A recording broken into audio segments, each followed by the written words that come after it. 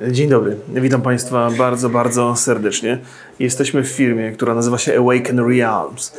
To jest firma, która zajmuje się figurkami, grami planszowymi, ale to nie jest byle jaka firma, bo po pierwsze, ona znajduje się we Wrocławiu, po drugie, jest to jedna z najważniejszych firm na świecie, która produkuje planszówki. Skala zainteresowania nimi, jeżeli ktoś jest fanem planszówek, jest ogromna. To jest zadziwiające. Właściwie macie pełne prawo nie wiedzieć, co to za firma, ale dzisiaj Wam o tym opowiemy.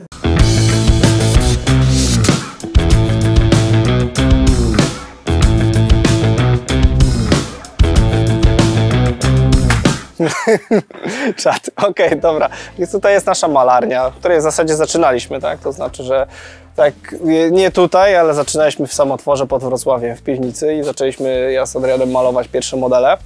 No i teraz tutaj jakby cały czas ta malarnia jest dosyć duża i cały czas są bardzo utalentowani ludzie, którzy te modele malują. Tutaj możecie sobie zobaczyć.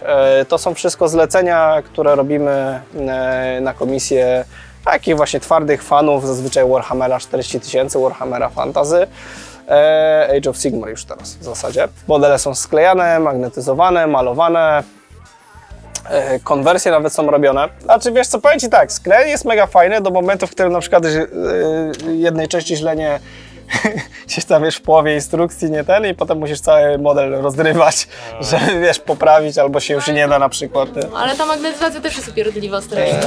To jest dużo wiercenia i dużo zabawy z kropelką w takiej drobnej robocie, że to tak jest. Bo u nas chyba jest teraz tak, że tak z połowa osób nie grała nigdy w Warhammera, tych co malują. Ja nigdy nie grałam i w ogóle nie wiem o co tam chodzi tak naprawdę. Pokażcie jeszcze tego Tao, bo on jest zarąbisty w ogóle. Oryginalnie ten model na przykład w wykonaniu firmy, która je produkuje nie posiada w ogóle rąk. Zamiast tych rąk ma te działka, które właśnie ma u góry zamocowane. I my dodaliśmy, to jest chyba model Hulka, nie? Tak, to jest Hulkbuster konkretnie tak, z Ironmana z Disney Infinity z tej gierki na PlayStation. Modele mają zrobioną magnetyzację, że można wymieniać im poszczególne części. Kręcę, nie? Większość się rusza, jakieś działka dodatkowe ruchome są, wszystko jest robione praktycznie ręcznie i areografami. Tak jak mówiłem, że jest dużo klientów, którzy mają własne firmy i tak dalej. I to jest dużo, w sensie jest dużo takich ludzi, którzy mają ciekawe stanowiska, nie? Mieliśmy kolesia, który był jakiś tam w partii politycznej tej piratów w Szwecji, chyba tak jest ta partia piratów, nie? Kolega Trumpa też do nas teraz coś zamawiał, z tego co wiem. Ktoś z BioWare'a tam z góry? Tak. Był jakiś prezes? Nie, no prezes nie, ale jakiś tam dyrektor. Ale na przykład był jeden polski malarz, który malował figurkę tak bezpośrednio dla George'a R.R. Martina. Nie? To by siadło. Takiemu to bym za darmo zrobił. To chodzi o to, że to jest komisja szczurów z Warhammera i po prostu większe modele, które są z tej komisji są spakowane, żeby się nie przeżyły. Są duże. No i tutaj te modele są pakowane, są tutaj wycinane w wacie takie miejsca na te modele, żeby się nie zniszczyły w podróży. Potem są wkładane do takich styropianowych pojemniczków i z tych styropianowych pojemniczków potem dopiero do kartonu, nie? Dla mnie było też niespodzianką, bo wy żeście mieli taką drogę, nie?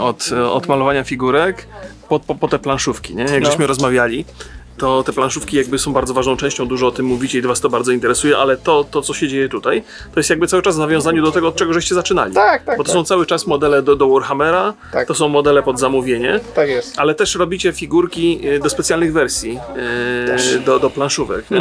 Dużo jest takich wersji specjalnych? Nie ma super dużo, raczej w sensie raczej te malowanie figurek do planszówek to spakujemy własne potrzeby, to znaczy, że jak mamy powiedzmy grę, która tam wychodzi w nakładzie 50 000, to zawsze się znajdzie powiedzmy 500 ludzi, którzy chcą mieć to bardzo ładnie pomalowane, tak? No a jako, że mamy własne studio malerskie, to jakby synergia działa, nie? No czasami są też takie modele, które malujemy innym ludziom, bo chcą sobie rozreklamować Kickstartera i robić ładne zdjęcia modeli, więc tutaj też to robimy, ale tak naprawdę to wszystko może się wydawać trochę dziwne, ale to wszystko jest w miarę powiązane, no bo jakby malując te modele, dużo obcowaliśmy z tymi modelami, byliśmy w stanie stwierdzić, który jest fajny, który jest niefajny i tak dalej. Potem byliśmy w stanie robić własne modele, tak? Czyli że jakby jako konsument, z jednej strony byliśmy jako konsument malarski i potem byliśmy w stanie przełożyć tą wiedzę, którą jako konsument zebraliśmy na to, żeby to produkować, bo moim zdaniem to jest najlepsza metoda, tak? W sensie, że jeżeli wiesz jako konsument, co jest fajne, to masz dużo większe szanse na zrobienie dobrego produktu, tak? Jeżeli jesteś graczem i robisz grę komputerową, no to duża szansa, że będziesz widział, kiedy gra jest fajna, a kiedy nie jest fajna. I wydaje mi się, że najgorszy dramat ogólnie w firmach jest wtedy, kiedy na przykład działy finansowe albo marketingowe zaczynają robić gry, nie? Bo to jest ten problem, który dotyczy także gier komputerowych bardzo mocno. Że nagle się okazuje, że ludzie patrzą nie na zasadzie, że słuchajcie, zróbmy fajną grę, tylko patrzą na zasadzie, o kurczę, tu musimy zrobić, nie wiem, steampunk, bo teraz steampunk jest popularny, więc trzeba zrobić steampunk i musi być jeszcze to strzelanka, bo tamta inna strzelanka zarobiła dużo pieniędzy, nie? I się tworzy z tego taki potworek, nie? Który... Ja, słuchaj, a propos tych wersji, które są różne, bo na Kickstarterze są różne progi, nie? Jakie rzeczy oferujecie za te najwyższe progi? To są właśnie te malowane figurki, czy tam dochodzą jeszcze jakieś inne rzeczy? Malowane figurki, żywiczne modele, bo żywiczne modele są bardziej dokładne, metalowe. No i tam jakieś kolekcjonerskie dodatki, tak? Czyli jakieś tam na przykład komiks, artbook i tak dalej, nie? Takie rzeczy, których normalnie by nie było. A najniższy jest jakby po prostu gra podstawowa, nie? A reszta to są już takie kolekcjonerskie rzeczy, które ludzie doceniają i chcą mieć w kolekcji, tak? Czyli że niekoniecznie wnoszą dużo gameplayu, ale po prostu są fajnym dodatkiem, tak? Czyli na przykład taka właśnie duża statuetka jakiegoś modelu i tak dalej, i tak dalej. Bo robiliście planszówkę z bitami, This War of Mine. Czy to są takie projekty, które się zdarzają częściej? Czy są ludzie, którzy zwracają się do was, słuchajcie, mamy grę, chcielibyśmy ją? Znaczy my gdzieś tam rozważaliśmy w pewnym momencie robienia więcej gier na jakby IP większych. W sensie z Bicami to było tak, że to jakby był projekt, który zaczął Michał Rauczy z Jakubem Wiśniewskim i oni jakby zaczęli i my potem jakby się do tego dołączyliśmy w zakresie Kickstartera, potem developmentu, produkcji, pomocy w dostarczeniu tego. I to był mega ważna gra w sensie dla nas, bo po prostu uważaliśmy, że to jest mega istotna gra do zrobienia, w sensie, że tak jak oryginał komputerowy uważamy, że był mega ważną grą, żeby pokazać, że wojna to nie jest hehe, strzelam sobie, zabijam ludzi, wszystko fajnie, tak? Tylko że ma bardzo brudny obraz tej wojny i też żeby pokazać, że gry mogą być jakąś formą takiego przekazu, tak? W sensie, że też możemy, tak jak są filmy, które mogą być śmieszne, mogą być rozrywkowe, ale też mogą być poważne i mogą być o jakimś poważnym temacie. Tak samo gry komputerowe i gry planszowe można zrobić o czymś ważnym i jest duża grupa ludzi, którzy będzie chciała w to zagrać. Jakby w grach planszowych tego nie było wcześniej. To była taka pierwsza gra, która była, jak to ludzie ujmują, często nasi fani mówią, że to jest najlepsza gra, w którą nie chcą grać. Tak. Ja dokładnie to samo mówię, uwielbiam tę grę, ale nie mogę w nią grać, bo za bardzo się wiąże z tymi postaciami.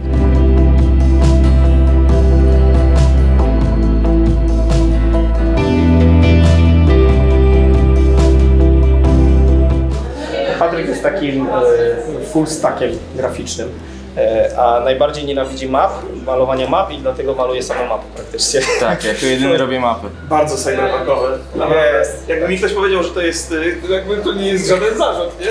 Ale jakby mi ktoś powiedział, że to jest koncept art z cyberpunka od Redów, to bym powiedział, o kurde, faktycznie. Nie, bo mi go ukradną i to im będzie mapy rysować potem. Nie, słuchaj, gdybym ja na swoim fanpage'u wrzucił taką grafikę i poprosił ludzi, żeby wymyślili grę, która będzie opisywana przez tą grafikę, to gwarantuję ci, że tam byłoby setki postów i każdy, wiesz.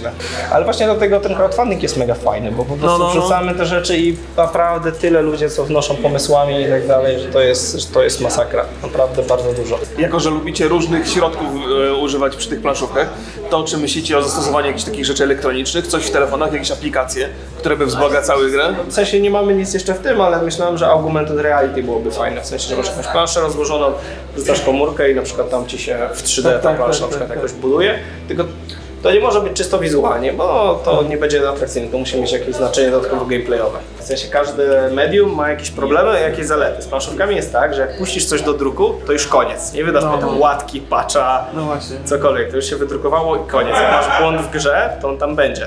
Możesz ewentualnie ludziom dosłać karty, to są wielotysięczne koszta. W grze komputerowej wystarczy zrobić patcha, tak? No ale z drugiej strony w grze planszowej nie masz optymalizacji, bo jedyne do czego musisz optymalizować to jest stół. Jak dużo historii się pisze do gry planszowej? Zależy od gry, od 0 do ogromnie wiele.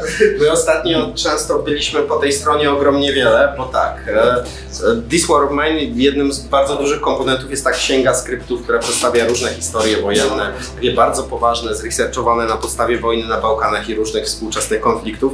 Tam wchodzi komponent, który jest długością odpowiadający książce. Potem mamy The Edge Downfall, w którym dodaliśmy całą stertę kampanii, scenariuszy i to znowu jest ilość tekstów już przekraczającą standardową książkę. W Nemesis nie mieliśmy takiego komponentu, więc sami sobie go zrobiliśmy. Postanowiliśmy dodać duży grywalny komiks do Nemesis, a z kolei Tainted Grail jest już grą, której ilość tego kontentu tekstowego jest niewiarygodna, bo tak naprawdę razem ze Stretch Goalem mamy tam 3 książki. Dzięki nam Krzysiek nie napisze żadnej książki. Przez najbliższe 10 lat. Słyszeli właśnie. Robiłem gry, robiłem książki, robiłem scenariusze filmowe, wszystko ma swoje wady i zalety. Tak? W grach fajne jest to, że robimy narrację interaktywną. To jest bardzo fajne, bardzo wiele ciekawych rzeczy można zrobić z narracją interaktywną w księgach skryptów, z narracją interaktywną na kartach, z narracją modułową. To są rzeczy, w których nie ma szansy się poeksperymentować, kiedy się siedzi w książkach. Natomiast książka to wciąż jest rzecz, przy której wiadomo, nikt nie patrzy ci przez ramię, jesteś całkowicie odpowiedzialny w 100%, robisz od A do Z pod siebie i to też ma swoje zalety. Tak? No ale fakt, że zamiast pisać kolejną książkę siedzę tu i robię ogromne morze kontentu do Tainted Graila, pokazuje, że to też złe nie jest. A jak to jest? Wy macie termin premiery jakiś określony, który wskazujecie i musicie się go zawsze pod cenę trzymać, czy raczej czekacie do ostatniej chwili? Nie, znaczy ogólnie rzecz biorąc właśnie ja tak zawsze podkreślam, że ludzie planszówkowcy mają strasznie niezłą cierpliwość, bo taka w sensie zawsze się daje jakąś datę, w którą spodziewamy się dostarczenia gry. Nie? Ale to zazwyczaj na Kickstarterze się opóźnia tak od pół roku do... Czyli rekordziści nawet 4 lata, ale ogólnie rzecz biorąc my staramy się to jakby minimalizować, ale wszyscy stawiają, że wolą mieć mega super jakości grę troszkę później niż punkt, ale która...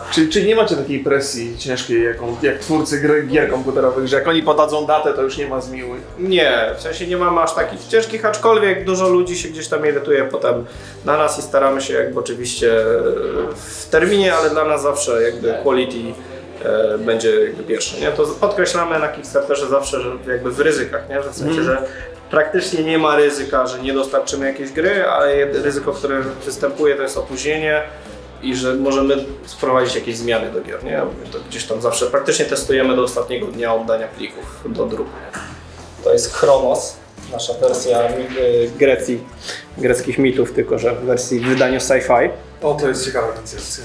I to jest wydruk, w sensie, że to tak wygląda wydruk zazwyczaj taki próbny, na bazie tego wydruku się potem robi stalową formę i się robi odlew, tak? Odlew zazwyczaj jest potem mniejszy, ze względu na kurczenie się formy, czy tam po prostu musimy zmniejszyć, żeby weszło do pudełka.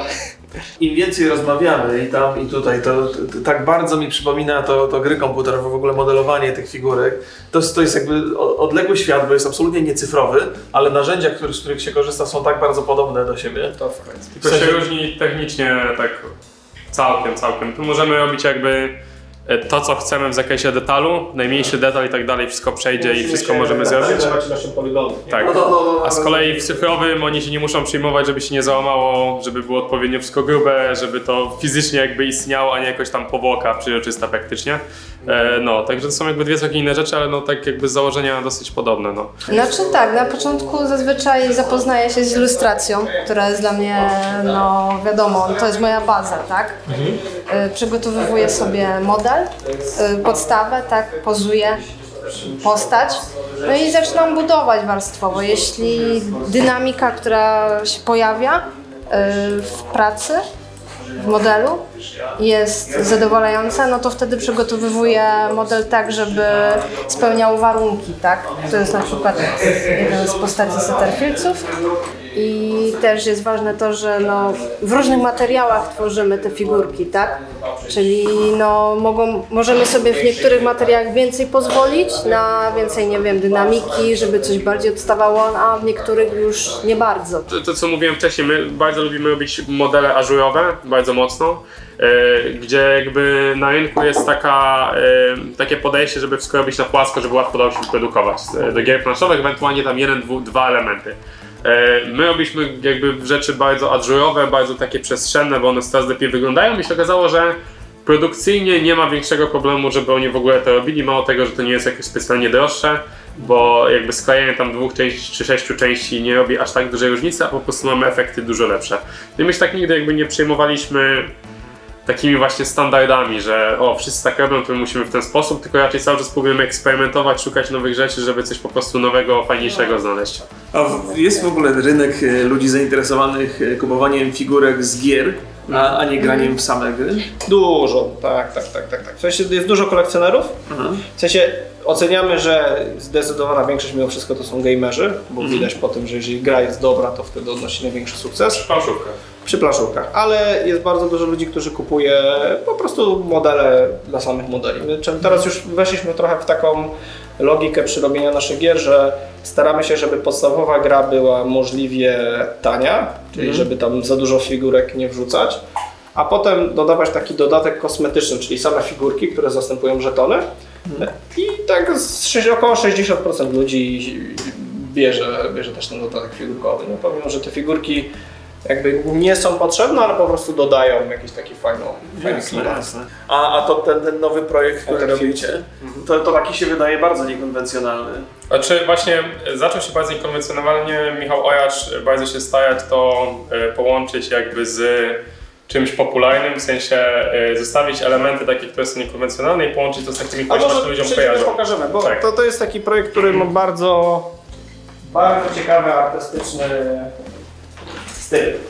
I zawsze będzie ten taki moment, w którym gracz tak naprawdę nigdy nie jest pewny, co będzie za następnym rogiem, co się zaraz stanie, tylko zawsze to będzie jakaś taka trochę metafora, tak? Bo tam też te rzeczy będą miały taki głębszy sens, tak? Że w sensie celujemy mocno w tą grą, żeby ona też miała taki moment, w którym gracz będzie grał i nagle będzie taki aha!